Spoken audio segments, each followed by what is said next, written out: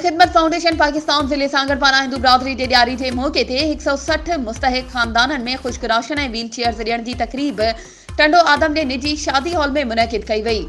तक़रीब में अलखिदमत फाउंडेशन पाकिस्तान के मरकज़ी नायब सदर सैयद एहसानुल्लाह वकास, इजहार अहमद, अम्मार अहमद, अलखिदमत फाउंडेशन ज़िले सदर सैयद तौहीद शाह, उडेरोलाल वेलफेयर टंडो आदम के चेयरमैन राजकुमार शंकर लाल, संजय कुमार मामनाणी पिण शिरकत कई। इन मौके ते अलखिदमत फाउंडेशन पाकिस्तान, जमायत इस्लामी सांगड़, उडेरोलाल वेलफेयर जी अगवाणनि तक़रीब के खिताब कंदे चयो त हिंदू बिरादरी जी ईद ॾियारी जे मौके ते हिननि जी ख़ुशियुनि में शरीक थियण लाइ मुस्तहिक ख़ानदाननि में ख़ुश्क राशन ऐं माज़ूर माण्हुनि लाइ व्हील चेयर्स ॾियण जो फ़ैसिलो कयो।